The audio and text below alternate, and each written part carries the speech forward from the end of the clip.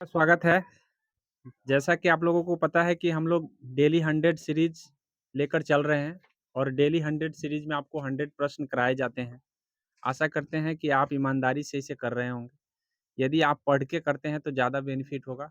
बिना पढ़े कीजिएगा तो नॉलेज तो होगा लेकिन उतना ज़्यादा आपको याद नहीं हो पाएगा, इसीलिए आपको पढ़ के करना चाहिए। तो चलिए हम पहले प्रश्न की ओर बढ़ते हैं। तो पहला प्रश्न आप देख रहे हैं स्क्रीन पे।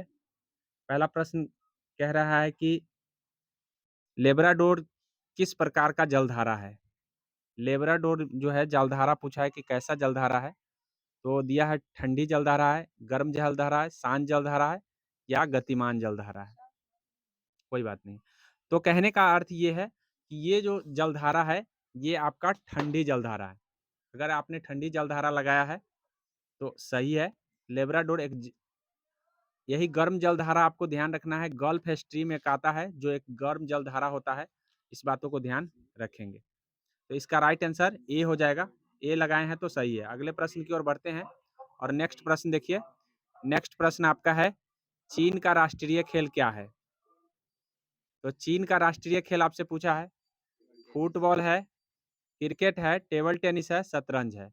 यदि आपने टेबल टेनिस लगाया है तो इसका राइट आंसर टेबल टेनिस होगा। वही भारत का और पाकिस्तान का पूछता है तो क्रिकेट है राष्ट्रीय खेल। इस बातों को ध्यान रखना है। अगले प्रश्न की ओर बढ़ेंगे। भारत नहीं भारत का ये इसका है, भारत का हॉकी है, सॉरी, भारत का हॉकी है। हाँ, क्रिकेट नहीं है, भारत का हॉकी है। इस बातों को ध्यान रखेंगे। अ, पाकिस्तान का भी हॉकी है, दोनों का हॉकी सेम है। बोला है लिम्बाराम का संबंध किस खेल से है? अगला प्रश्न जवाब दीजिए। तो लिम्बाराम का जो संबंध है, आपको ध्यान रखना है। यहाँ लिखा है क्रिकेट है, निशानेबाजी है, बैडमिंटन है, तीरंदाजी है। तो लिम्बाराम का संबंध यदि आपने लगा दिया होगा तो हम आपको बता देते हैं, राइट आंसर इसका डी हो जाएगा। तीरंदाजी से संबंधित है। अगले प्रश्न की ओर बढ़ेंगे और नेक्स्ट नेक्स्ट प्रश्न आपसे पूछा है कि स्वराज पार्टी का स्थापना कब किया गया है? तो ये तो किसी का गलती नहीं होना चाहिए, कई बार वीडियो में हम बता चुके हैं। ऐसे प्रश्न यहाँ ऑप्शन दिया है 1920, 1922, 1923, 1925। यदि आपने इसका आंसर 1923 किया है तो इसका राइट आंसर क्या है? अगले प्रश्न की ओर बढ़ जाएँगे। अगला प्रश्न आपका है प्रश्न नंबर 5। महात्मा गांधी को केसर-ए-हिंद की उपाधि किसने प्रदान किया था? तो यहाँ पे देख लीजिए, ये ऑप्शन जो है, पहला है Lord Lord Wellesley, Lord Ripon, Lord Dalhousie और उसके बाद है आपको लॉर्ड लीटन। तो मैं आपको बता दूँ कि महात्मा गांधी जी 1915 में साउथ अफ्रीका से वापस आए थे। तो उसी समय अंग्रेज़ों के द्वारा जो है इनको उपाधि केसर-ए-हिंद दिया गया था। तो उस समय का अगर कार्यकाल देखें तो उस समय लॉर्ड हॉर्डिंग का कार्यकाल था, हॉर्डिंग का। तो हॉर्डिंग तो ऑप्शन में दिया नहीं है, इसीलिए इसमें से कोई नहीं इसमें होगा, ठीक है? लॉर्ड हॉर्डिंग होगा, ठीक है? याद रखेंगे, इसमें से कोई नहीं होगा। तो ध्यान कर लीजिए, अगले प्रश्न की ओर बढ़ेंगे और अगला प्रश्न आपका है प्रश्न नंबर 6। देखिए प्रश्न नंबर 6 में बोला है, किस कारण से पृथ्वी पर दिन व रात होती है? तो आप आंसर कीजिए। पृथ्वी के घूर्णन के कारण, पृथ्वी के परिक्रमण के कारण, गुरुत्वाकर्षण के कारण, पृथ्वी पर वायुमंडल के कारण। तो आप देख लीजिए, इसमें राइट आंसर जो हो जाएगा आपको, ध्यान मैं बता देता हूँ कि 2 तरह के प्रश्न पूछे जाते हैं। एक तो दिन-रात का होना, दिन और रात का होना, और दूसरा प्रश्न पूछा जाता है मौसम का बदलना, मौसम का बदलना, ठीक है? तो जब दिन-रात की बात करें तो पृथ्वी का जो है ना घूर्णन होता है। इसका राइट आंसर ए हो जाएगा। पृथ्वी का घूर्णन होगा। लेकिन परिक्रमण काल मौसम का बदलना या ऋतु का बदलना होता है। इस बातों को ध्यान रखेंगे। तो मैंने पूरा आपको बता दिया है, इस बात को ध्यान रखना है। परिक्रमण काल और घूर्णन काल। घूर्णन काल क्या होता है? तो घूर्णन काल अपने अक्ष पर घूमना घूर्णन है, लेकिन परिक्रमण काल क्या होता है? तो पृथ्वी सूर्य के चारों ओर घूमना परिक्रमण है। तो ये ध्यान रखेंगे, किसको कह रहे हैं परिक्रमण और किसको कह रहे हैं घूर्णन, इस दोनों को ध्यान रखना है। अगले प्रश्न की ओर बढ़ते हैं, 7 नंबर प्रश्न देखिए। 7 नंबर में बोला है इंडियन नेवल एकेडमी कहाँ स्थापित है? पुणे में है, कोचीन में है, हैदराबाद में है, देहरादून में है। आशा करते हैं आप इसका लगा दिए होंगे।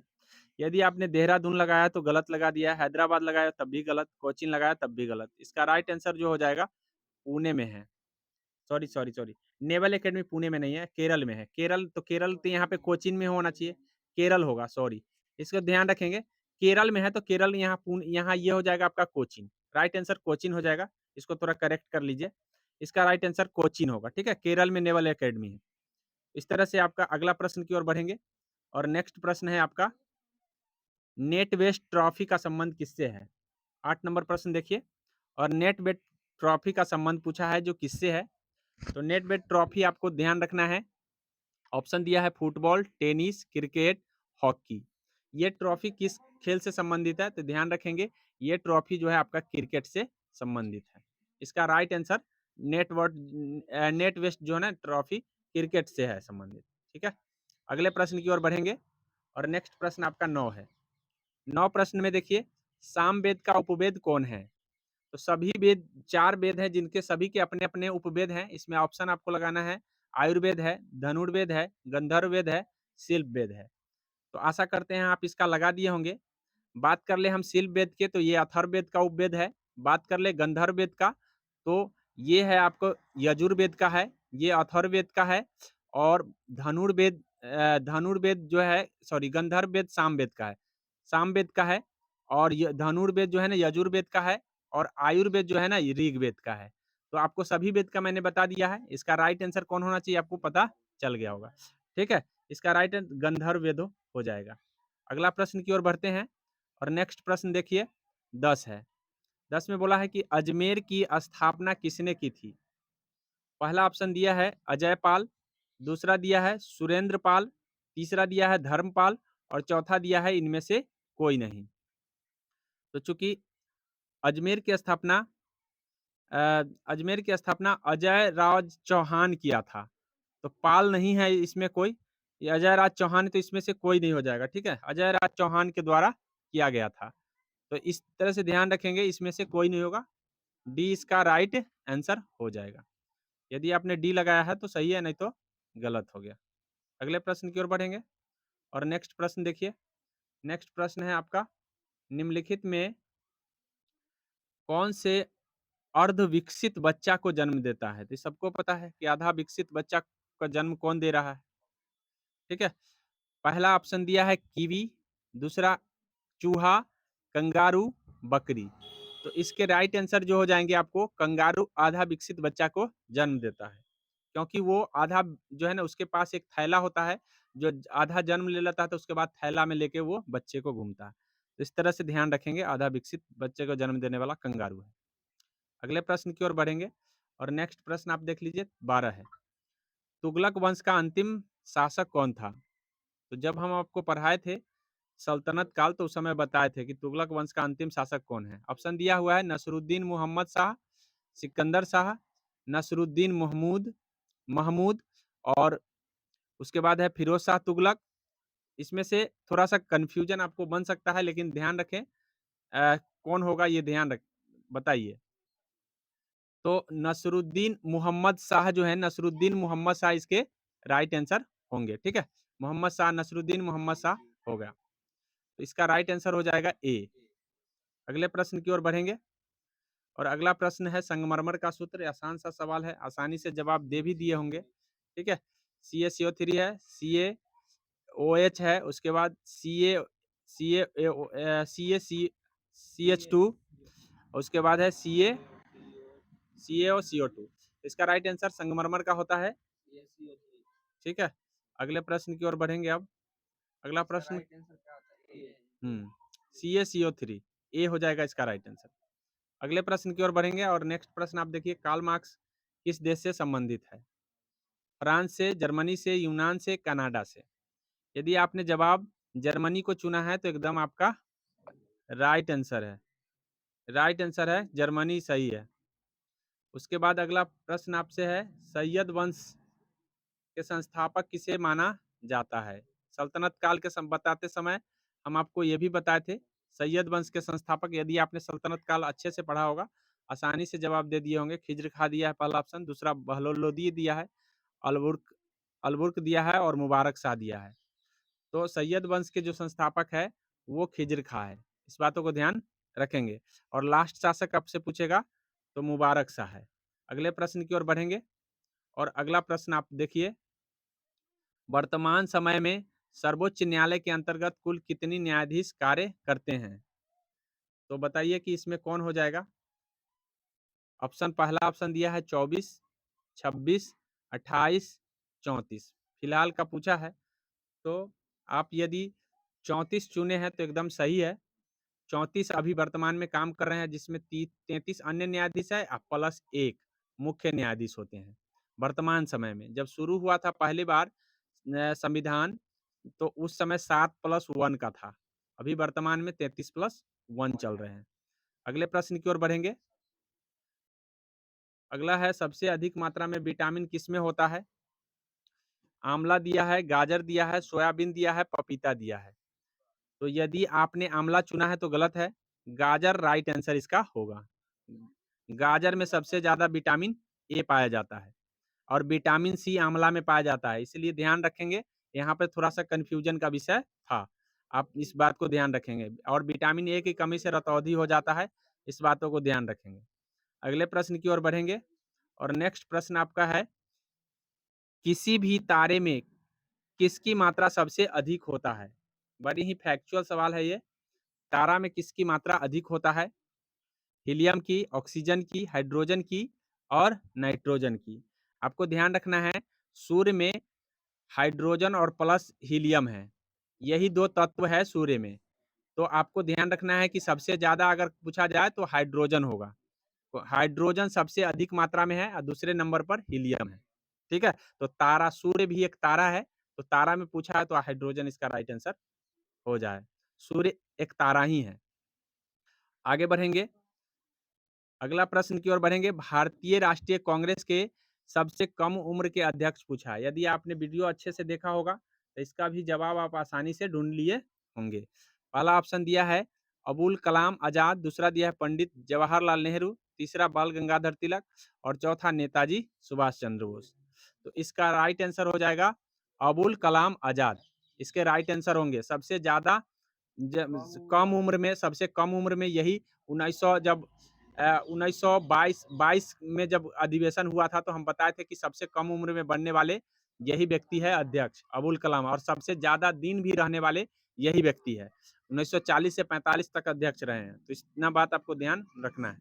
अगले प्रश्न की ओर बढ़ेंगे और नेक्स्ट प्रश्न आपका है, देखिए, केनान शब्द किस खेल से संबंधित है? केनान शब्द किस खेल से संबंधित है? अब यहाँ पे ऑप्शन देख लीजिए कौन कौन से ऑप्शन है। ऑप्शन दिया गया है, केनान शब्द का संबंध किससे है? स्कूनर से है, गोल्फ से है, हॉकी से है, टेनिस से है। तो केनान शब्द का संबंध किस खेल से है? तो इसका राइट आंसर टेनिस हो जाएगा। केनान शब्द का संबंध जो है टेनिस से है, इस बातों को ध्यान कर लीजिए। अगले नहीं, 1 मिनट। केनान शब्द का इनमें से कोई नहीं होगा, 1 मिनट। इसमें से कोई नहीं होगा क्योंकि ये बिलियर्ड में खेला जाता है। किसमें खेला जाता है? केनान शब्द जो है ना बिलियर्ड में आता है। तो ये इसमें से कोई नहीं होगा। ठीक है? बिलियर्ड यहाँ ऑप्शन में ही नहीं है, बिलियर्ड। इस बात को ध्यान कर लीजिए। केनान शब्द का जो है बिलियर्ड में क्यू शब्द और केनान शब्द दोनों आते हैं बिलियर्ड में। अगले प्रश्न की ओर बढ़ेंगे और अगला प्रश्न, रमन मैग्सेसे पुरस्कार किस देश द्वारा प्रदान किया जाता है? ये तो हम पिछले वीडियो में भी आपको बताए थे। फ्रांस है, फिलिस्तीन है, फिलीपींस है, आयरलैंड है। तो यदि आपने फिलिस्तीन को चुना है तो गलत चुन लिया है। फिलीपींस इसका राइट आंसर हो जाएगा। फिलीपींस की राजधानी मनीला है, इस बातों को ध्यान रखेंगे और रेमन मैग्सेसे पुरस्कार यही सरकार देती है। अगले प्रश्न की ओर बढ़ेंगे और नेक्स्ट प्रश्न आपका है, 7 पर्वतों का नगर किसे कहा जाता है? 7 पर्वतों का नगर किसे कहा जाता है? यहाँ रोम दिया है, फ्रांस दिया है, आयरलैंड दिया है, स्विट्जरलैंड है। तो यदि आपने स्विट्जरलैंड को चुना है गलत है, आयरलैंड को चुना है गलत है और फ्रांस को भी चुन लिया है तो गलत है। इसका राइट आंसर रोम होगा।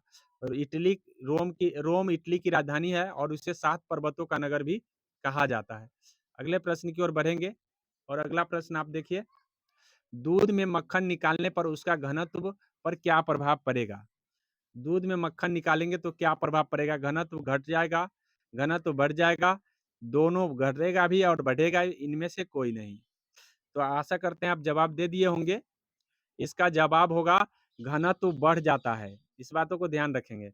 दूध जब क्रीम निकालते हैं तो घनत्व बढ़ जाता है। बड़ा ही अटपटा सवाल है, इसमें ज़्यादातर बच्चे घटना लगाते हैं, तो इस बातों को ध्यान रख लीजिए। ये इसमें बढ़ जाता है, ठीक है? आगे है, चूँकि जब हम सेट प्रैक्टिस करते हैं तभी हमें इस सब का नॉलेज हो जाता है। इसीलिए प्रैक्टिस हमारे लिए कितना ज़रूरी है ये समझ सकते हैं। कितना भी पढ़ लीजिए, लेकिन बिना आप प्रैक्टिस के आप नंबर स्कोर नहीं कर सकते हैं, याद रखेंगे। इसीलिए ध्यान रखिए कि ये सीरीज आपके लिए काफ़ी कारगर होने वाला है। अगले प्रश्न की ओर बढ़ेंगे और अगला प्रश्न है, इंडिया विन्स फ्रीडम के लेखक कौन है? कई बार हो चुका है, तो बच्चा-बच्चा तक पता होगा। ऐसे यहाँ दिया है, इंदिरा गांधी दिया है, जवाहरलाल नेहरू दिया है, उसके बाद अबुल कलाम आज़ाद दिया है और सुभाष चंद्र बोस दिए हैं। तो इसमें जो राइट आंसर जो हो जाएगा, आपको ध्यान रखना है, इसका right answer Abul Kalam Azad. Abul Kalam Azad India wins freedom के राइटर है। इस बातों को ध्यान रखेंगे। अगले प्रश्न की ओर बढ़ेंगे अब, और नेक्स्ट प्रश्न आपका है, कैंडेला किस भौतिक राशि का मात्रक है? कैंडेला किस भौतिक राशि का मात्रक है, ये पूछा है। तो यहाँ देखिए, ऑप्शन में दिया गया है विद्युत धारा, ताप, ज्योति तीव्रता, प्रतिरोध। सवाल बहुत ही आसान है, लेकिन उतना ही कन्फ्यूजन वाला है। तो यदि आपने ताप लगाया है तो गलत है। इसका कैंडेला जो है ना, ज्योति तीव्रता का मात्रक है। बात कर ले विद्युत धारा, तो ये इसको विद्युत धारा को एम्पीयर में मापते हैं, ताप को हम केल्विन में मापते हैं या सेल्सियस में मापते हैं, और बात कर ले प्रतिरोध को, तो हम ओम में मापते हैं। तो इस तरह से यहाँ ज्योति तीव्रता आ जाएगा। सबका मालूम होगा तो आसानी से आप छाँट सकते थे, लेकिन इसमें अगर कन्फ्यूजन है तब तो दिक्कतें होगा। आगे है, अगले प्रश्न की ओर बढ़ेंगे। खजुराहो मंदिर किस राज्य में स्थित है? खजुराहो मंदिर किस राज्य में स्थित है? बिहार है, झारखंड है, मध्य प्रदेश है, पश्चिम बंगाल है। आशा करते हैं आप जवाब दे दिए होंगे। इसका राइट आंसर हो जाएगा खजुराहो मध्य प्रदेश में स्थित है। इस बातों को ध्यान रखेंगे, मध्य प्रदेश में खजुराहो है। अगले प्रश्न की ओर बढ़ते हैं, और नेक्स्ट प्रश्न आप देख लीजिए। एक छूट गया? हाँ? कहाँ छूटा है?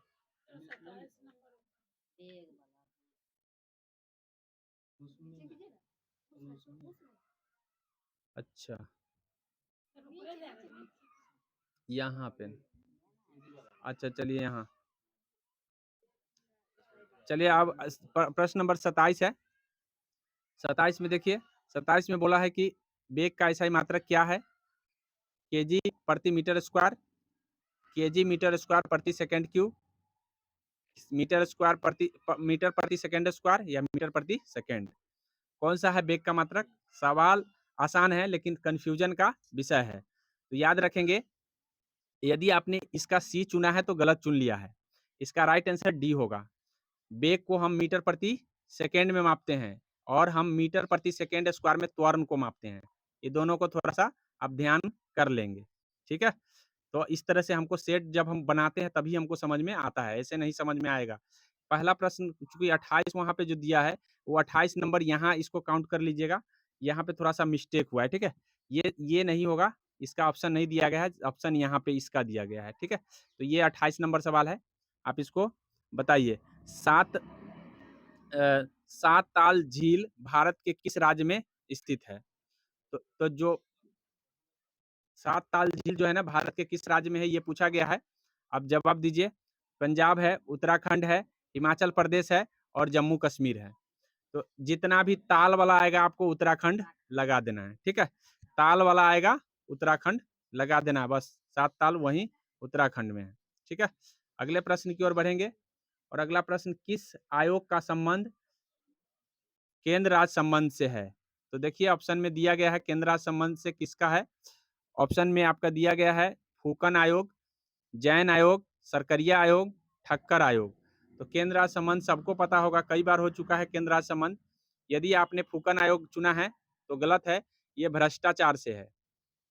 ये भ्रष्टाचार से है, इस बात को ध्यान रखेंगे। और जैन आयोग की बात कर ले, तो जैन आयोग भी गलत है, जैन आयोग भी नहीं होगा। और सरकरिया आयोग का संबंध केंद्र राज्य संबंध से है, सी इसका राइट आंसर हो जाएगा। जैन आयोग का संबंध राजीव गांधी के हत्या जांच से है, राजीव गांधी हत्या जांच। और ठक्कर आयोग इंदिरा गांधी हत्या जांच से है। तो इस बातों को ध्यान रखेंगे, इंदिरा गांधी, ठक्कर आयोग जो है इंदिरा गांधी की हत्या, और जैन आयोग राजीव गांधी की हत्या, और फूकन आयोग भ्रष्टाचार। तो इतना बात आपको जरूर ध्यान रख लेना है। सरकरिया आयोग केंद्र राज्य संबंध। अगले प्रश्न की ओर बढ़ेंगे और अगला प्रश्न नंबर है 30। 30 नंबर प्रश्न में बोला है कि राष्ट्रपति अपना इस्तीफा किसे सौंपते हैं? बहुत ही आसान सवाल है। प्रधानमंत्री को, लोकसभा अध्यक्ष को, मुख्य न्यायाधीश को, उपराष्ट्रपति को। तो इसका राइट आंसर यदि आपने प्रधानमंत्री चुना है तो गलत है, लोकसभा अध्यक्ष भी गलत है, मुख्य न्यायाधीश भी गलत है। ठीक है, राष्ट्रपति उपराष्ट्रपति को और उपराष्ट्रपति राष्ट्रपति को। लेकिन शपथ दिलाने की बात अगर आएगा तो मुख्य न्यायाधीश शपथ दिलाते हैं राष्ट्रपति को। तो इतना बात आपको ध्यान रखना है। अगले प्रश्न की ओर बढ़ेंगे और नेक्स्ट प्रश्न 31 है। प्रथम प्रधानमंत्री कौन थे? तो सबको पता है, ये छोटा-छोटा बच्चा भी जानते होंगे। तो इसका राइट आंसर आप दे दिए होंगे हमारे ख्याल से जवाब। राइट आंसर इसका जो हो जाएगा सी। पंडित नेहरू प्रथम प्रधानमंत्री थे और राजेंद्र प्रसाद प्रथम राष्ट्रपति थे और श्री कृष्ण जी उपराष्ट्रपति प्रथम थे। इस बातों को ध्यान रखेंगे। अगले प्रश्न की ओर बढ़ते हैं और ये प्रश्न पहले वाले वीडियो में भी हम बता चुके हैं। लोकसभा का कार्यकाल पूछा है, 3 वर्ष, 5 वर्ष, 4 वर्ष, 6 वर्ष। तो यदि आपने 5 वर्ष लगाया है तो एकदम सही लगा दिया है, क्योंकि 6 वर्ष जो है ना राज्यसभा का कार्य होता है। उसी दिन भी बता दिए, खाली राज्यसभा का कार्यकाल 6 वर्ष का होता है, नहीं तो पंचायत का पूछे, लोकसभा का पूछे, विधानसभा का पूछे, ठीक है, सबका। लेकिन विधान परिषद पूछ देगा, हाँ, विधान परिषद पूछेगा तो 6 वर्ष। इस बातों को ध्यान रखेंगे। अगले प्रश्न की ओर बढ़ जाएंगे और नेक्स्ट प्रश्न नंबर है 33। 33 में है गोरसोप्पा जलप्रपात किस नदी पर है? तो इसका भी चर्चा हम पिछले वीडियो में किए थे। नर्मदा, कावेरी, कृष्णा, सारावती। तो हम उस दिन बताए थे कि जोग जलप्रपात और गोरसोप्पा एक ही चीज होता है। आप इसके आधार पर आप जवाब दे दिए होंगे कौन से नदी पर है। यदि आपने नर्मदा चुना है गलत है, कावेरी चुना गलत है, कृष्णा चुना गलती है, ये सारावती नदी पर है। उसी दिन हम बता दिए थे। और इसे जोग या गरसप्पा कहते हैं, ये कर्नाटक राज्य में स्थित है। इस बातों को ध्यान रखना है। अगले प्रश्न की ओर बढ़ेंगे और अगला प्रश्न नंबर है 34। 34 में देखिए, भारतीय आत्मा के नाम से किसे जाना जाता है? भारतीय आत्मा के नाम से किसे जाना जाता है, ये पूछा गया है। तो आपको पूछा है, विद्यापति को जानते हैं, कबीर को जानते हैं, माखनलाल चतुर्वेदी को जानते हैं, रामधारी सिंह दिनकर को जानते हैं। तो इसका राइट आंसर यदि आपने विद्यापति को चुना है तो गलत है, कबीर दास भी गलत है, माखनलाल चतुर्वेदी इसका राइट आंसर होगा। माखनलाल चतुर्वेदी को हम क्या कह रहे हैं? भारतीय आत्मा उन्हें कहा जाता है। अगले प्रश्न की ओर बढ़ेंगे और नेक्स्ट प्रश्न आप देखिए 35। 35 नंबर बोला है कि कोलाबा पॉइंट कहाँ पर स्थित है? कोलाबा पॉइंट कहाँ स्थित है? अहमदाबाद, मुंबई, दिल्ली, कोलकाता। यदि आपने अहमदाबाद लगाया गलत है, दिल्ली भी गलत है, कोलकाता भी गलत है। इसका राइट आंसर मुंबई हो जाएगा। राइट आंसर मुंबई होगा। मुंबई में कोलाबा पॉइंट स्थित है। अगला प्रश्न आपसे है, मुसोलिनी कहाँ का निवासी था? मुसोलिनी कहाँ का निवासी था? ये पूछा है। जर्मनी का, फ्रांस का, इंग्लैंड का, इटली का। मुसोलिनी को हम फासिस्टवाद का जन्मदाता भी मानते हैं और जब द्वितीय विश्व युद्ध आया था तो फासिस्टवाद संगठन बनाया था। तो इसका राइट आंसर जो हो जाएगा, आपको ध्यान रखना है, इसका राइट आंसर इटली हो जाएगा। इटली का मुसोलिनी था। और जो हिटलर के बारे में पूछा जाता है, जो कि नाजीवाद का प्रवर्तक है हिटलर, ध्यान रखेंगे, हिटलर का जन्म वियना में हुआ है, लेकिन वो बना था कहाँ का हिटलर? जर्मनी का। इस बातों को ध्यान रखेंगे। जन्म हुआ है उसका वियना, ऑस्ट्रिया की राजधानी वियना में हुआ था। तो इस बातों को ध्यान रख लेंगे। हिटलर और मुसोलिनी के विषय में, दोनों ही द्वितीय विश्व युद्ध के कारण बने थे। अगले है हीरा का सबसे बड़ा उत्पादक राज्य पूछा है। तो ये पिछले वीडियो में भी हो चुका है। आप हीरा का सबसे बड़ा उत्पादक राज्य कौन है? तो इसका राइट आंसर कर्नाटक दिया है, मध्य प्रदेश दिया है, झारखंड दिया है, बिहार दिया है। तो इसका राइट आंसर एमपी हो जाएगा। एमपी में पन्ना खान जो है हीरा के लिए प्रसिद्ध है, एमपी का। पिछले वीडियो में पन्ना हम बताए थे आपको, एमपी का। ठीक है, अगले प्रश्न की ओर बढ़ते हैं। अगला बोला है कि सोना का सबसे बड़ा उत्पादक राज्य कौन है? सोना का मध्य प्रदेश, कर्नाटक और राजस्थान, जम्मू कश्मीर। यदि आपने जम्मू कश्मीर दिया है गलत है, राजस्थान भी गलत है और मध्य प्रदेश भी गलत है। कर्नाटक का कोलार हम बताए थे इससे पिछले वाले वीडियो में। कोलार के खान जो है ना सोना के लिए प्रसिद्ध है और सोना का सबसे बड़ा उत्पादक राज्य आपको 80% जो है ना यही कोलार ही देता है। तो कोलार को ध्यान रखेंगे। अगले प्रश्न की बात करेंगे और नेक्स्ट प्रश्न आपका है हाँ, अक्षर दसोहा का संबंध किससे है? अक्षर दसोहा का अक्षर दसोहा का संबंध किससे है? इसमें पूछा है राजनीति से, धर्म से, शिक्षा से और अर्थतंत्र से। तो अक्षर दसोहा का संबंध आपको ध्यान रखना है अर्थतंत्र से है। इसका राइट आंसर ये हो जाएगा। अगले प्रश्न की ओर बढ़ेंगे और अगला प्रश्न ग्रीन हाउस गैस को प्रभाव के लिए सबसे ज्यादा उत्तरदायी किसे मान रहे हैं? सबसे ज्यादा जो है ना कौन सा गैस है उत्तरदायी ये पूछा है। Carbon monoxide, carbon dioxide, sulphur dioxide, nitrogen. यदि आपने नाइट्रोजन चुना है तो गलत है, ठीक है। सल्फर डाइऑक्साइड भी गलत है और कार्बन मोनोऑक्साइड भी गलत है। कार्बन डाइऑक्साइड सबसे बड़ा ग्रीन हाउस गैस प्रभाव के लिए जिम्मेदार है। इस बातों को ध्यान रखेंगे। अगले प्रश्न की ओर बढ़ेंगे 41। द्वितीय जैन संगीत का संपन्न कहाँ हुआ था? राजगृह, पाटलिपुत्र, वैशाली, वल्लभी, गुजरात। तो ध्यान रखेंगे बौद्ध संगीति 2 बार हुए हैं, सॉरी जैन संगीति 2 बार हुए हैं। एक तो गुजरात में और दूसरा आपका है वल्लभी गुजरात में। तो पहला हुआ है पाटलिपुत्र में और दूसरा हुआ है वल्लभी गुजरात में। तो इसका राइट आंसर डी हो जाएगा। डी चुना है, एकदम सही है। अगले प्रश्न है अगला प्रश्न है चतुर्थ बौद्ध संगीति का संपन्न कहाँ हुआ था? बोला है कुंडल वन, कुंडल वन, ठीक है। उसके बाद है कुंडल वन के बाद है वल्लभी, उसके बाद पाटलिपुत्र, वैशाली। तो आपने यदि आपने इसको कुंडलवन चुना है तो गलत है। कुंडलवन में नहीं, कुंडलवन कश्मीर में ही हुआ था, ठीक है। कुंडलवन ही होगा सही राइट आंसर, ठीक है। प्रथम जो हुआ है, प्रथम राजगिरी में हुआ है, दूसरा हुआ है आपको ध्यान रखना है वैशाली में, और तीसरा हुआ है आपको पाटलिपुत्र में, और चौथा हुआ है कुंडलवन कश्मीर, कुंडलवन कश्मीर। तो इसका राइट आंसर ए ही सही होगा, ठीक है। इस बातों को ध्यान रखिए। अगले प्रश्न की ओर बढ़ेंगे और नेक्स्ट प्रश्न आपका है 44। 44 नंबर में देखिए बोला है कि द्वितीय बौद्ध संगीत के समय मगध के शासक कौन था? दूसरा जब बौद्ध संगीति हो रहा था तो उस समय मगध के शासक कौन थे? ये पूछा गया है। तो देखिए ऑप्शन में दिया गया है आपका 4 ऑप्शन दिए गए हैं। कनिष्क दिया है, अशोक दिया है, उसके बाद है कालाशोक है, अजातशत्रु है। यदि कनिष्क लगाया है तो ये 4 नंबर पर थे, 4 चौथे बौद्ध संगीत में थे। अशोक दिया है तो ये तीसरे बौद्ध संगीत में थे, और कालाशोक दिए तो दूसरे नंबर का थे, अजातशत्रु पहले नंबर का थे। तो इस तरह से आप जवाब दे दिए होंगे, कौन सा होगा? Kalashoka is the right answer हो जाएगा। अगले प्रश्न की ओर बढ़ेंगे और अगला प्रश्न ध्वनि की इकाई क्या है? ध्वनि की इकाई पूछा है आपसे। 45 नंबर प्रश्न होगा। ध्वनि की इकाई कौन सा है? डेसिबल है, आवृत्ति है, हर्ट्ज है, मीटर है। इसका राइट आंसर हो जाएगा डेसिबल। डेसिबल में हम ध्वनि को मापते हैं। अगले 46 नंबर प्रश्न है। 46 नंबर को देखिए, बोला है मालगुडी डेज के लेखक कौन है? भवभूति है, एपीजे अब्दुल कलाम, के आर नारायण, आर के नारायण। यदि आपने आर के नारायण को चुना है तो एकदम राइट आंसर है। आर के नारायण जो है ना मालगुडी डेज के लेखक हैं। अगले प्रश्न की ओर बढ़ेंगे और नेक्स्ट प्रश्न है सबसे प्राचीन वेद कौन सा है? तो आसानी से आप जवाब दे दिए होंगे कि सबसे प्राचीन वेद जो है ऋग्वेद दिया है, यजुर्वेद, अथर्ववेद, सामवेद। तो सबसे प्राचीन हो गया ऋग्वेद 1 नंबर का, दूसरे नंबर पर आया यजुर्वेद, तीसरे नंबर पर आया आपका सामवेद, और चौथे नंबर पर आया सबसे बाद का वेद जो है चौथे नंबर का है आपका अथर्ववेद। तो इस तरह से आपको ध्यान रखना है। अगले प्रश्न की ओर बढ़ेंगे और नेक्स्ट प्रश्न आपसे पूछा है कि लोहा और निकेल पृथ्वी के किस भाग में प्रमुख घटक है? ये पूछा है। तो पृथ्वी के 3 भागों बनाए गए हैं, क्रोड, क्रस्ट, सीमा और सियाल, ठीक है। एक सियाल होता है, एक सीमा होता है और एक होता है क्रस्ट होता है।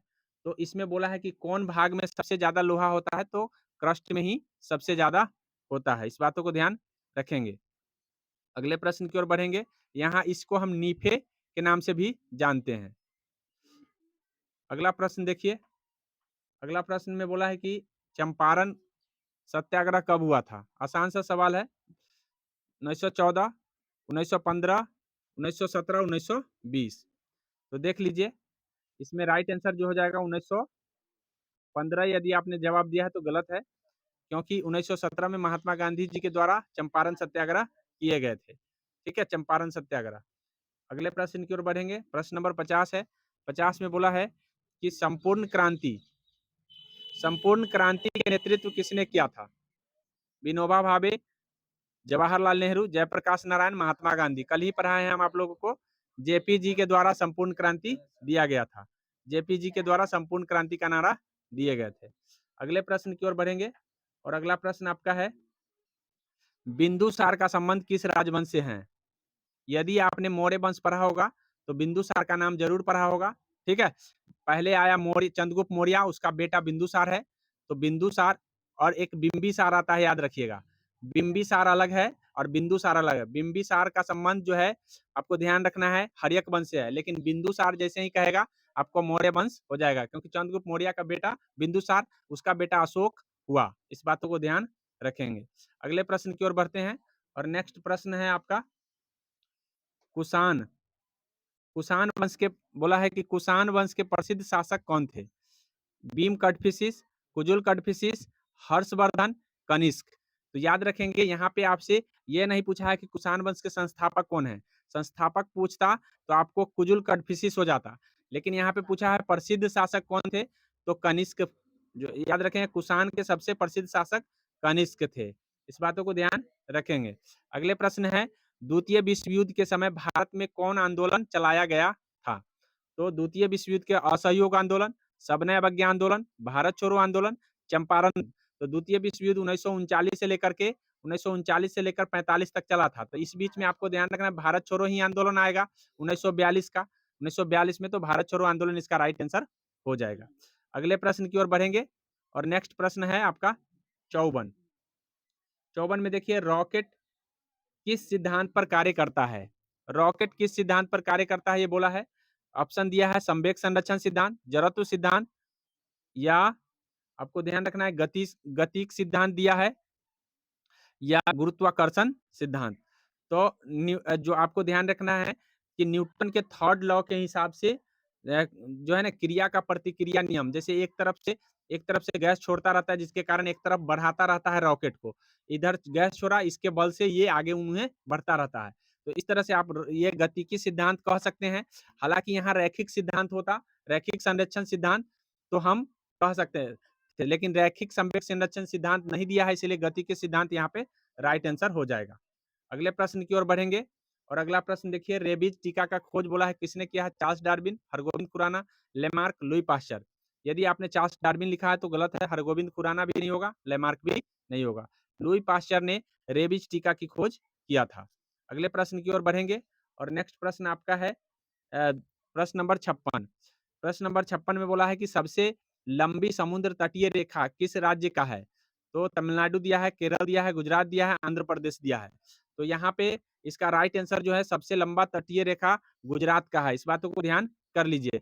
तो सबसे लंबा तट वाला राज्य गुजरात है। यदि आपको दक्षिण भारत का पूछेगा तो आंध्र प्रदेश है। दक्षिण भारत का आंध्र प्रदेश या प्रायद्वीपीय भारत का आंध्र प्रदेश है, लेकिन सीधे पूछ दिया तो आपको गुजरात राइट आंसर इसका हो जाएगा। सबसे बड़ा तट वाला राज्य वही है। अगले प्रश्न की ओर बढ़ेंगे और अगला प्रश्न देखिए, एफिल टावर किस देश में स्थित है? यूएसए में, फ्रांस में, जर्मनी में और इंग्लैंड में। यदि आपने इंग्लैंड दिया है तो गलत है, जर्मनी भी गलत है, France is the accurate answer हो जाएगा। एफिल टावर पेरिस फ्रांस में स्थित है। अगले प्रश्न की ओर बढ़ेंगे और प्रश्न नंबर 58। प्रश्न नंबर 58, महात्मा गांधी जल विद्युत परियोजना किस राज्य में स्थित है? कर्नाटक, तमिलनाडु, उत्तराखंड और बिहार। तो यदि आप जवाब नहीं दे पाए हैं तो मैं थोड़ा-सा हिंट्स देता हूँ। ये आपको ध्यान रखना है, जोग जलप्रपात पर है, तो आप उसके हिसाब से लगा सकते हैं। हम अभी बताए हैं जोग जलप्रपात पे है, तो जोग जलप्रपात आपको ध्यान रखना है, कर्नाटक में शरावती नदी पर है। इसका राइट आंसर जो हो जाएगा क कर्नाटक हो जाएगा। महात्मा गांधी जल विद्युत परियोजना कर्नाटक में राज्य में है। अगला प्रश्न 59 है। 59 में देखिए, बोला है कि 1857 के विद्रोह का सबसे प्रमुख नेता जिन्होंने विद्रोह का नेतृत्व किया था, कौन था? बेगम हजरत महल, झांसी की रानी, वीर कुंवर सिंह, लियाकत अली। तो यहाँ पे देखिए, यहाँ पे जगह का नाम नहीं दिया है, तो सबसे प्रमुख कह देगा तो वीर कुंवर सिंह राइट आंसर इसका हो जाएगा। लेकिन अगर जगह का नाम देता तो बेगम हजरत महल लखनऊ से थे, झांसी की रानी झांसी से थी और वीर कुंवर सिंह आपको ध्यान रखना है आरा से थे, और लिकायत अली आपको ध्यान रखना है, ये भी कहीं से थे, ध्यान रखेंगे। अगला प्रश्न की ओर बढ़ते हैं, और अगला प्रश्न है, कृष्णा नदी का उद्गम स्थल कहाँ स्थित है? नासिक, महाबलेश्वर, ब्रह्मगिरी, नीलगिरी। तो आपको ध्यान रखना है, नासिक जो है गोदावरी का उद्गम स्थल है, महाबलेश्वर आपको ध्यान रखना है कृष्णा का है, और ब्रह्मगिरी जो है आपको कावेरी का है। तो इस तरह से इसका राइट आंसर महाबलेश्वर बी हो जाएगा राइट आंसर। अगले प्रश्न की ओर बढ़ेंगे, और अगला प्रश्न देखिए, अगला प्रश्न आप देखिए कि भारत का प्रथम परमाणु रिएक्टर कौन है? आसान सा सवाल है, जवाब दे दिए होंगे, ध्रुव है, उर्वशी है, अप्सरा है, मंगल है। तो भारत का प्रथम परमाणु रिएक्टर का नाम अप्सरा है। परमाणु रिएक्टर में ही परमाणु विस्फोट कराए जाते हैं, इस बातों को ध्यान रखना है। अगले प्रश्न की ओर बढ़ेंगे, गटर के संत के नाम से किसे जाना जाता है? गटर का संत किसे? बाबा आमटे को, बाबा रामदेव को, रामदास को, चैतन्य प्रभु को। तो आपको ध्यान रखना है कि गटर का संत के नाम से इसमें से तो कोई नहीं है, मदर टेरेसा को कहा जाता है गटर का संत, ठीक है, मदर टेरेसा को। और मदर टेरेसा को गटर का संत क्यों कहा जाता है? क्योंकि गटर में पड़े हुए लोगों को उसने सेवा किया था, इसीलिए गटर का संत उसे कहा जाता है। इस बातों को ध्यान रखेंगे। इसका देखिए, इसका इसका अगले प्रश्न है, भारत एवं पाकिस्तान का विभाजन किस योजना के आधार पर किया गया था? भारत और पाकिस्तान का विभाजन कैबिनेट मिशन दिया है, क्रिप्स मिशन दिया है, माउंटबेटन योजना दिया है, और बेबल योजना दिया है। तो आपको ध्यान रखना है कि हमारे देश को आज़ादी माउंटबेटन योजना के तहत मिला था, इसलिए माउंटबेटन योजना आपको ध्यान रखना है, इसी के तहत जो है भारत और पाकिस्तान के 2 भाग बना दिए गए थे 1947 में। तो इस तरह से माउंटबेटन योजना होगा। बात कर ले कैबिनेट मिशन, तो 1946 में आया है, क्रिप्स मिशन 1942 में ही आया है, और बेबल योजना 1945 में ही आया है। तो इस तरह से आपको 1947 अगर याद है, तो इस तरह से आप जवाब दे सकते थे। अगले प्रश्न की ओर बढ़ेंगे, और नेक्स्ट प्रश्न देखिए, नेक्स्ट प्रश्न है आपका प्रश्न नंबर 64। मोहनजोदड़ो की खुदाई किया गया था, मोहनजोदड़ो की खुदाई किया गया था किसके द्वारा? दयाराम साहनी, भगवत मोहन भागवत, रखालदास बनर्जी और रविंद्र बिष्ट। तो याद रखेंगे, दयाराम साहनी नहीं बल्कि रखालदास बनर्जी मोहनजोदड़ो का होगा, और दयाराम साहनी हड़प्पा का होगा। इस तरह से इसका राइट आंसर हो जाएगा बी, ठीक है। याद कर लीजिए, रखालदास बनर्जी आपका मोहनजोदड़ो होता है, और दयाराम साहनी आपको हड़प्पा होता है, ठीक है। इस बातों को ध्यान रख लीजिए। यहाँ पे ये बी दिया है तो बी ही ना होगा जी। अगले प्रश्न की ओर बढ़ेंगे, सी अलग दिया हुआ है। अगले प्रश्न की ओर बढ़ेंगे, और अगला प्रश्न देखिए, प्रश्न नंबर 65। ये तो पहले भी हो चुका है, कब आक्रमण किया है? आसान से जवाब दे दिए होंगे, 326, ठीक है, 540, 468, और ये क्वेश्चन रिपीट हुआ है, तो आपको ध्यान रखना है 326 में सिकंदर आक्रमण, 540 में आपको महावीर जी का जयंती, और 261 में कलिंग युद्ध। इस बातों को ध्यान रखेंगे। अगले प्रश्न की ओर बढ़ेंगे, और अगला प्रश्न नंबर है, ये थोड़ा-सा लिखने में मिस्टेक है, ध्यान रख कर लीजिए, थोड़ा-सा मैनेज कर लीजिएगा। और यहाँ देखिए, इंदिरा गांधी नहर मुख्य रूप से भारत के किस राज्य में है, ये बोला है, इंदिरा गांधी नहर। तो इंदिरा गांधी नहर आपको ध्यान रखना है, हिमाचल प्रदेश दिया, उत्तर प्रदेश, राजस्थान और बिहार। ऐसे तो ये पंजाब में भी है, और कई 3 राज्य इनसे लाभान्वित होते हैं, लेकिन राजस्थान मुख्य रूप से इसका राइट आंसर होगा। ठीक है, गलती नहीं है, सही है। हाँ, नंबरिंग थोड़ा-सा वहाँ पे वो क्वेश्चन जो है अलग से रखा गया हुआ है। तो चलिए कोई बात नहीं है, जवाब दे दिए होंगे। अगले प्रश्न है, राणा संगा कहाँ का शासक था? राणा संगा का शासक कहाँ का था? तो जैसलमेर, मेवाड़, मारवाड़, जोधपुर। तो यदि आपने मेवाड़ दिया है तो राइट आंसर है, क्योंकि मुगल साम्राज्य जब हम पढ़ाए थे, तो राणा संगा की बात कहे थे कि बाबर और राणा संगा के बीच युद्ध हुआ था, और वो कौन-सा युद्ध हुआ था, ये भी बताए थे। अगले प्रश्न की ओर बढ़ेंगे। अगला प्रश्न आप देख लीजिए, बोला है कि भारत में राष्ट्रीय फ़िल्म अभिलेखागार कहाँ है? मुंबई में, पुणे में, नासिक में, हैदराबाद में। तो फ़िल्म अभिलेखागार आपका मुंबई में ही है। इस बातों को ध्यान कर लीजिए, और फ़िल्म का सिटी भी कहा जाता है। अगले प्रश्न की ओर बढ़ेंगे, और अगला प्रश्न आपका है, प्रश्न नंबर है 69। मूल अधिकार का वर्णन किस संविधान के किस भाग में है? तो कई बार बता चुके हैं, भाग 1, भाग 2, भाग 3, भाग 4। तो मौलिक अधिकार का वर्णन आपको भाग 3 में है।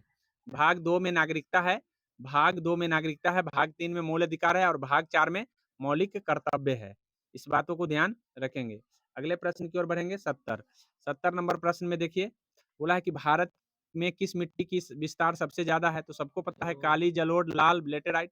आसान सा सवाल है, जलोढ़ मिट्टी इसका राइट आंसर हो जाएगा। वानखेड़े स्टेडियम कहाँ है? वानखेड़े स्टेडियम आपको पता है जो जो खेल खिलाड़ी के ज़्यादा मतलब प्रेमी है वो तो सबको जानता ही होगा। तो क्या हो जाएगा इसका राइट आंसर? इसका राइट आंसर मुंबई होगा, वानखेड़े स्टेडियम। लेकिन ईडन गार्डन आपसे पूछेगा तो कोलकाता, इस बातों को ध्यान रखेंगे। ईडन गार्डन कहाँ है? कोलकाता में। और वानखेड़े स्टेडियम कहाँ है? मुंबई में। बुकर पुरस्कार 1969 किस क्षेत्र में प्रदान किया जाता है? हिंदी साहित्य, अंग्रेजी साहित्य, उर्दू साहित्य और मैथिली साहित्य। ये तो सबको पता है कि साहित्य में दिए जाते हैं, लेकिन यहीं पे कन्फ्यूजन कर दिया गया। तो राइट आंसर इसका हो जाएगा हिंदी साहित्य में दिए जाते हैं बुकर, सॉरी अंग्रेजी साहित्य में, हिंदी नहीं, अंग्रेजी साहित्य में दिए जाते हैं। ठीक है, ब्रिटिश अकेडमी के द्वारा दिया जाता है, तो इसीलिए आपको ध्यान रखना है कि वो अंग्रेजी साहित्य में दिए जाते हैं। ठीक है, अब यहाँ पे देखिए अगला प्रश्न आपका है, भारतीय संसद के 2 सत्रों के बीच अधिकतम कितना समय होना चाहिए? 3 माह, 6 माह, 8 माह, 12 माह। तो इसका राइट आंसर जो हो जाएगा, ध्यान रखिए इसका राइट आंसर 2 सत्रों के बीच हमेशा 6 माह से ज़्यादा नहीं होना चाहिए। अर्थात कहने का मतलब है वर्ष में 2 बैठक होना ही होना चाहिए। ठीक है? चलिए आगे देखिए, अगला प्रश्न है आपका है प्रश्न नंबर 74। 74 को देखिए, बोला है कि भारत का सर्वोच्च विधि अधिकारी कौन होता है? भारत का सर्वोच्च विधि अधिकारी नियंत्रक, महालेखा परीक्षक, लोकसभा अध्यक्ष, अटॉर्नी जनरल, राज्यपाल। तो सबसे बड़ा जो विधि अधिकारी होता है भारत का, वो होता है अटॉर्नी जनरल ऑफ इंडिया। अभी आर वेंकट रमनी है, आर वेंकट रमनी। ये आपको ध्यान रखना है, आर वेंकट रमनी जो है वर्तमान में अटॉर्नी जनरल ऑफ इंडिया है। एक सोलिसिटर जनरल इसका सहायक होता है।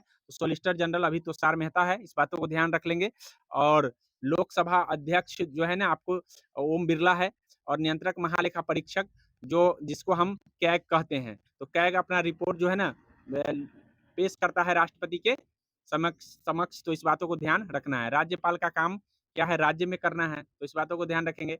लेकिन अगर यहाँ भारत सरकार ना होकर के राज्य होता, तो राज्य का जो सबसे बड़ा विधि अधिकारी है महाधिवक्ता होता है, महाधिवक्ता। महाधिवक्ता को याद कर लीजिए। अगले प्रश्न की ओर बढ़ेंगे और अगला प्रश्न है, बोला है कि छठ किस राज्य का प्रमुख पर्व है? छठ किस राज्य का प्रमुख पर्व है? उत्तर प्रदेश, मध्य प्रदेश, राजस्थान, बिहार। तो आसान से आप जवाब दे दिए होंगे। बिहार का सबसे प्रमुख पर्व जो है ना आपका छठ है। अगले प्रश्न की ओर बढ़ेंगे। ओम ओणम त्योहार कहाँ का है? असम का, केरल का, सॉरी तमिलनाडु का, केरल का, झारखंड का। तो यदि आपने केरल चुना है तो एकदम राइट आंसर है केरल ओणम का। ठीक है, और पोंगल पूछेगा तो तमिलनाडु का, पोंगल तमिलनाडु का है और ओणम जो है केरल का है। अगले प्रश्न की ओर बढ़ेंगे और अगला प्रश्न आपका है, बोला है कि कबड्डी के खेल में मतलब प्रत्येक दोनों पक्षों में कितने कितने खिलाड़ी होते हैं? तो ध्यान कर लीजिए, आपको कबड्डी में जो है ना 7-7 होते हैं। ठीक है, क्रिकेट में आपका 11-11 होगा, इस बातों को ध्यान रखेंगे। क्रिकेट में 11-11। आगे है, अगले प्रश्न की ओर बढ़ेंगे। बोला है कि भारत में कहवा का सबसे अधिक उत्पादन किस राज्य में होता है? क से कहवा, क से कर्नाटक। राइट आंसर इसका हो जाएगा कर्नाटक। ठीक है, अगले प्रश्न की ओर बढ़ेंगे और अगला प्रश्न का जवाब दीजिए। हाइड्रो हाइड्रोलिक ब्रेक किस सिद्धांत पर कार्य करता है? जब हम साइंस पढ़ा रहे थे तो आपको बताए थे कि किसके सिद्धांत पर कार्य हाइड्रोलिक ब्रेक करता है। पास्कल है, बॉयल है, चार्ल्स है, फ्लेमिंग है। तो पास्कल सिद्धांत पर हाइड्रोलिक ब्रेक कार्य करता है। इस बातों को ध्यान रखेंगे, साइंस में हम सारा चीज बता चुके हैं आपको। यहाँ देखिए अगले प्रश्न की ओर बढ़ते हैं और अगला, भारत का सबसे बड़ा प्राकृतिक बंदरगाह कौन सा है? विशाखापत्तनम, मुंबई, कांडला, हल्दिया। तो याद रखेंगे सबसे बड़ा जो बंदरगाह है वो मुंबई है। मुंबई बंदरगाह भारत का सबसे बड़ा बंदरगाह है। सबसे गहरा पूछेगा तो विशाखापत्तनम है, इस बातों को ध्यान रखेंगे। ज्वारीय पूछेगा तो कांडला बंदरगाह है, इस बातों को ध्यान रखेंगे। तो हम एक साथ कई बातों को बता दे रहे हैं, उस बातों को भी आपको ध्यान रखना है। अगर ध्यान नहीं आ रहा है तो दोबारा वीडियो देख करके भी समझ लेना है। हैजा रोग फैलता है किससे? गंदगी से, गंदे पानी से, गंदी कपड़ों से या गंदे सोच से, किससे फैल जाता है? तो है हैजा रोग। यदि आपने जवाब दे दिया है, यदि आपने गंदे पानी दिया है तो एकदम राइट आंसर है, गंदे पानी से हैजा रोग फैलते हैं। इस बातों को ध्यान रखेंगे। आगे प्रश्न है आपका किसान घाट। किसान घाट का संबंध किससे है? चौधरी चरण सिंह, राजेंद्र प्रसाद, लाल बहादुर शास्त्री और एक ऑप्शन आपका राइट है जवाहरलाल नेहरू। जवाहरलाल नेहरू। तो आप जवाब दे दिए होंगे चौधरी चरण सिंह जो है इसका राइट आंसर होगा। ठीक है, किसान घाट चौधरी चरण सिंह। ठीक है, और अ, अ, आपको ध्यान रखना है इन सभी व्यक्तियों का नाम आपको हम कई बार बता चुके हैं। सभी का नाम आपको ध्यान रखना है। लाल बहादुर शास्त्री का कोई बता सकते हो? गलत। जय जवान जय किसान उन नारा न दिए हैं, उनका समाधि स्थल का नाम हमने पूछा है। हाँ, शांति घाट है कि विजय घाट है? बहादुर होगा तो विजय होगा। इस बात को हम बताए थे ना कि बहादुर हो गए तो विजय हो गए, तो विजय घाट। ठीक है, इस बात को ध्यान रखना है। अगले है, अगला प्रश्न देख लो। अगला प्रश्न नंबर है 83। 83 में बोला 1857 के विद्रोह में मुगल बादशाह बहादुर शाह जफर द्वितीय द्वितीय को कैद करके कहाँ भेज दिया था? सबको पता होगा, बच्चा बच्चा को पता होगा। ठीक है, रंगून में। कहाँ भेज दिया गया था? रंगून में कैद करके भेज दिया था। लेकिन ये पूछा जाता है कभी कभी कि कहाँ से पकड़ा था? तो हुमायूं के मकबरा से पकड़ा था। ठीक है, इस बात को ध्यान रखना है। हुमायूं के मकबरे से पकड़ करके और उसको कैद करके भेज दिया था। अगले प्रश्न की ओर बढ़ते हैं। प्रसुप्त ज्वालामुखी फ्यूजियामा कहाँ स्थित है? बर्मा में, इंडोनेशिया में, थाईलैंड में, जापान में। ठीक है, तो फ्यूजियामा जो है आपको ध्यान रखना है ये जापान में स्थित है। ठीक है, जापान में है फ्यूजियामा। अगले प्रश्न की ओर बढ़ेंगे और अगला प्रश्न देखिए, भोजन का पाचन कहाँ से शुरू होता है? तो सबको पता है कहाँ से है, अमाशय से, छोटी आंत से, बड़ी आंत से, छोटी आंत से, मुंह से। तो मुंह से स्टार्ट होता है भोजन का पचना। ठीक है, भोजन का पचना मुंह से स्टार्ट होता है, लेकिन याद रखिएगा सबसे ज्यादा पाचन कहाँ हो जाता है? पूर्ण पाचन तो छोटी आंच में। ठीक है, इस बातों को ध्यान रखना है। अगले प्रश्न की ओर बढ़ेंगे और अगला प्रश्न आपका देखिए, जोजिला दर्रा। जोजिला दर्रा किस राज्य में स्थित है? हिमाचल प्रदेश, जम्मू कश्मीर, कर्नाटक, सिक्किम। तो याद रखेंगे जोजिला दर्रा जो है आपको एक जोजिला आता है, एक जेलेपला आता है। जेलेपला, तो जेलेपला जो आएगा सिक्किम का है। किसका है? सिक्किम का। जेलेपला, जेलेपला और नाथुला दुइये को है सिक्किम में। बाद बाकी आपको जम्मू कश्मीर में ऐसे प्रश्न का जवाब आपको जोजिला बुर्जिला जो आएगा ये जम्मू कश्मीर का होगा। जोजिला बुर्जिला जम्मू कश्मीर में होगा। इस बात को, अगले प्रश्न की ओर बढ़ते हैं। नाथपा झाकरी परियोजना किस राज्य में स्थित है? नाथपा झाकरी परियोजना पूछा है किस राज्य में? जम्मू कश्मीर, हिमाचल प्रदेश, अरुणाचल प्रदेश, असम। तो इसका राइट आंसर जो हो जाएगा आपको ध्यान रखना है, इसके इसके राइट जो आंसर होंगे ये हिमाचल प्रदेश होंगे। हिमाचल प्रदेश इसका राइट आंसर होगा। हिमाचल प्रदेश में नाथपा झाकरी परियोजना है। अगले प्रश्न एकदम आसान सवाल है और आसान सा जवाब आप दे दिए होंगे। ठीक है, डब्ल्यूटीओ का मुख्यालय कई बार हो चुका है। ठीक है, तो जेनेवा जो है ना डब्ल्यूटीओ और डब्ल्यूएचओ दोनों का ही मुख्यालय है। इस बातों को ध्यान रखेंगे। यूएनओ का मुख्यालय पूछेगा तो न्यूयॉर्क है। मनीला किसका राजधानी है? एडीबी का। एडीबी, एडीबी का राजधानी मुख्यालय जो है ना मनीला है। लंदन किसका है बता सकते हो? लंदन इंग्लैंड का है, लेकिन किसका मुख्यालय है? मुख्यालय, राजधानी नहीं पूछे, मुख्यालय। एमनेस्टी इंटरनेशनल का मुख्यालय कहाँ है? लंदन। कॉमनवेल्थ का मुख्यालय कहाँ है? वही है। चलिए, जम्मू कश्मीर की राजकीय भाषा पूछा है। जम्मू कश्मीर का राजकीय भाषा कौन सा है? ठीक है, अरबी, अंग्रेजी, फारसी, उर्दू। तो इसका राजकीय भाषा उर्दू है। ठीक है, राजकीय भाषा इसका क्या है? उर्दू है। इस बातों को ध्यान कर लीजिए। अगले प्रश्न की ओर बढ़ेंगे और नेक्स्ट प्रश्न है, हवाई जहाज किस मंडल में उड़ते हैं? हवाई जहाज उड़ाने के लिए क्षोभ मंडल, ओजोन मंडल, समताप मंडल और आयन मंडल। ठीक है, तो क्षोभ मंडल में तो वर्षा उर्षा होता रहता है, यहाँ पे नहीं। ठीक है, समताप मंडल इसका राइट आंसर हो जाएगा। जब हम ज्योग्राफी पढ़ा रहे थे तो आपको एनसीईआरटी में बताए थे। ठीक है, अगले प्रश्न की ओर बढ़ते हैं और अगला प्रश्न यहाँ देखिए। अगला प्रश्न है कि संयुक्त राष्ट्र संघ की अधिकृत भाषा के संख्या कितनी है? मतलब कितनी भाषा चलती है? कई बार हो चुका है ये प्रश्न। आसान से जवाब दे दिए होंगे, 3, 2, 5, 6 जवाब दे दिए होंगे। यदि आपने 6 चुना है तो एकदम राइट चुना है। ठीक है, कौन कौन सी भाषा है अधिकृत? आपको चीनी हो गया, उसके बाद रूसी हो गया, उसके बाद आपको स्पेनिश हो गया, उसके बाद आपको बता दें अरबी हो गया, इंग्लिश हो गया और उसके बाद फ्रांसीसी हो गया। इस तरह से 6 भाषा इसमें यहाँ पे अधिकृत भाषा है। अगले प्रश्न की ओर सबसे नया भाषा पूछेगा तो स्पेनिश है। इस बातों को ध्यान रखेंगे। अगले प्रश्न देखिए, अगला प्रश्न बोला है मुक्त रूप से निलंबित चुंबकीय सुई की दिशा किधर संकेत करेगा? तो चुंबकीय सुई की दिशा पूरब पश्चिम, उत्तर पश्चिम उत्तर, उत्तर दक्षिण और दक्षिण पश्चिम। आसान सा जवाब दे दिए होंगे आप। ये जवाब इसका होगा हमेशा चुंबक जो है ना उत्तर दक्षिण की ओर ही संकेत करता है। इसीलिए चुंबकीय सुई का जो हम प्रयोग करते हैं ना, हवाई जहाज जब हम समुद्र में ले जाते हैं तो चुंबक सुई ले जाते हैं, ताकि पता चलता रहता है कि हम कौन दिशा में चल रहे हैं। वो हमेशा उत्तर दक्षिण की ओर क्या करता है, संकेत करता रहता है। इसलिए ध्यान रखेंगे। अगला प्रश्न है आपको, और अगला प्रश्न देखिए कौन सा प्रश्न है, द्रव का अपेक्षिक घनत्व किससे मापा जाता है? हाइग्रोमीटर, हाइड्रोमीटर, मोनोमीटर, हाइडोमीटर। ये सारे चीज प्रश्न हो चुके हैं पहले भी, आप जवाब दे दिए होंगे। तो ठीक है, इसका राइट आंसर हो जाएगा हाइड्रोमीटर। हाइड्रोमीटर जो है ना, जल का घनत्व अपेक्षिक घनत्व मापते हैं, और आर्द्रता हाइग्रोमीटर से मापा जाता है। आर्द्रता अगर पूछेगा, आर्द्रता तो आर्द्रता आपको हाइग्रोमीटर, लेकिन जल का अपेक्षिक घनत्व हाइड्रोमीटर। मैनोमीटर से क्या मापते हैं, बता सकते हैं? मैनोमीटर से क्या मापते हैं? फैदोमीटर से क्या मापते हैं? गहराई मापते हैं हम लोग फैदोमीटर से। क्या मैनोमीटर में क्या मापा जाता है? हवा की गति, मैनोमीटर, ठीक है। और फैदोमीटर से गहराई, जल की गहराई या किसी चीज की गहराई मापा जाता है। लैक्टोमीटर की शुद्धता मापी जाती है, आपको पता है, दूध, पानी, रक्त, हवा। तो दूध को हम शुद्धता मापते हैं लैक्टोमीटर से। अगले प्रश्न की ओर बढ़ेंगे।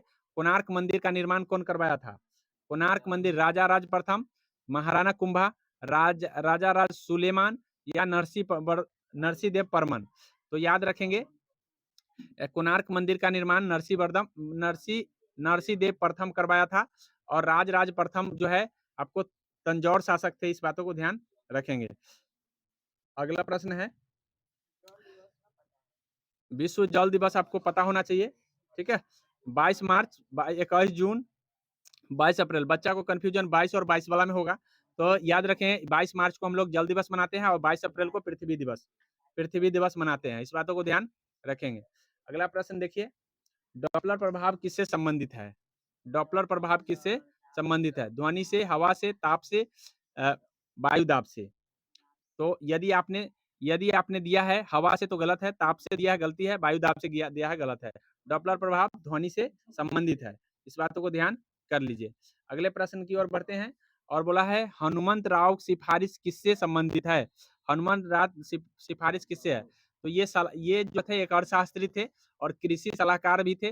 तो इससे आप अंदाजा लगा सकते हैं ये उर्वरक से संबंधित होंगे, ठीक है, उर्वरक से संबंधित होंगे। अगले प्रश्न की ओर बढ़ते हैं, और अगला प्रश्न है, कानपुर से विद्रोहियों का नेतृत्व किसने किया था? ठीक है, कानपुर से कौन किया था? वीर कुंवर सिंह। झांसी की रानी होगा, बेगम हजरत महल, और नाना साहब। तो कौन सा होगा इसका राइट आंसर? तो कानपुर से ध्यान रखेंगे, हम अभी बताए हैं आपको, वीर कुंवर सिंह आरा से थे, झांसी की रानी थी, बेगम हजरत महल लखनऊ से थी, और कानपुर से नाना साहब कानपुर से थे, और इन्हीं का एक सेनापति था तात्या टोपे, ये भी कानपुर से ही लड़े थे। इस बातों को ध्यान रखेंगे, इन्हीं का सेनापति था। और लास्ट प्रश्न की ओर हम अब आ गए हैं, विजयनगर साम्राज्य का स्थापना। आसान सा प्रश्न है, आप जवाब दे दिए होंगे। हरिहर और बुक्का, कृष्णदेव राव, रुद्रदेव, या अब्दुल रजाक। तो इसका राइट आंसर जो हो जाएगा, हरिहर और बुक्का दोनों भाइयों ने विजयनगर साम्राज्य की स्थापना किए थे। और यदि प्रसिद्ध शासक का नाम पूछा जाएगा तो कृष्णदेव राय हो जाएगा। तो आशा करते हैं कि आपको टेस्ट सीरीज अच्छा लगा होगा तो लाइक और सब्सक्राइब जरूर करें, और इसको हर रोज करने का प्रयास करें। जय हिंद, जय भारत।